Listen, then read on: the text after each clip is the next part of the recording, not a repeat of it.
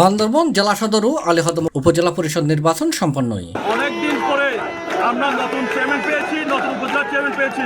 আমরা আলীকদমবাসী অত্যন্ত খুশি হয়েছি আজকে।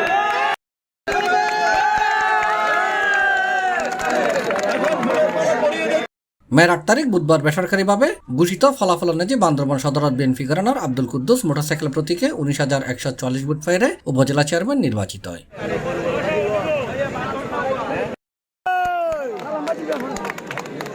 বুধবার সকাল 8টার তুন ভোট গ্রহণ শুরু হয়ে বিকাল 4টা পর্যন্ত চলে। সুন্দরভাবে ভোট গ্রহণ হয়েছে। আমরা পছন্দের প্রার্থীকে ভোট দিয়ে আমরা জয়যুক্ত হয়েছি। অনেকদিন পরে আলীকদমের রূপ দেখা চেয়ারম্যানের পরিবর্তন হলো। আমরা নতুন চেয়ারম্যানকে উপজেলা চেয়ারম্যান পেয়ে অনেক অনেক আনন্দিত। আমরা উৎসব মুখর পরিবেশে আমরা ভোট দিতে পেরে আনন্দিত। নির্বাচন অত্যন্ত সুন্দর পরিবেশ হয়েছে।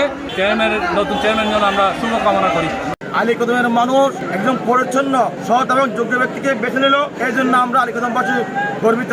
নির্বাচনত আব্দুল কুদ্দুসুর নিকটতম প্রতিদ্বন্দ্বী আওয়ামী লীগ সমর্থিত একেএম জাহাঙ্গীর আনাস প্রতীকে পাই 3,762 ভোট। উপজেলা ভাইস চেয়ারম্যান পদে ফারুক আহমেদ ফাহিম উড়োজাহাজ ও মহিলা ভাইস চেয়ারম্যান পদে মেহাইনুমারমা প্রজাপতি প্রতীকে বেসরকারিভাবে নির্বাচিত হয়। অন্য ফাল দিয়ে আলীকদম উপজেলা চেয়ারম্যান পদে বেসরকারিভাবে নির্বাচিত হয়ে আওয়ামী লীগ সমর্থিত জামাল উদ্দিন তার মার হাসিল দোয়াইত হলম আর তার প্রাপ্ত ভোট 9,470। তার নিকটতম প্রতিদ্বন্দ্বী বিএনপি ঘরানার আবুল কালাম আনাস প্রতীকে পাই 7,415 ভোট।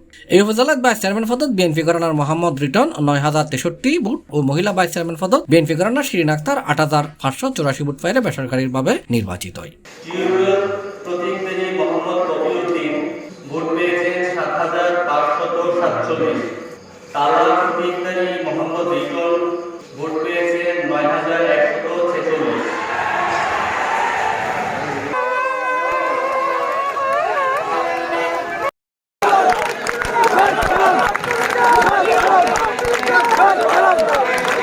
আজকে আলীকদমের পাহাড়ি বাঙালি প্রমাণ করেছে সম্প্রীতির বান্দরবানে সবাই এক আছে।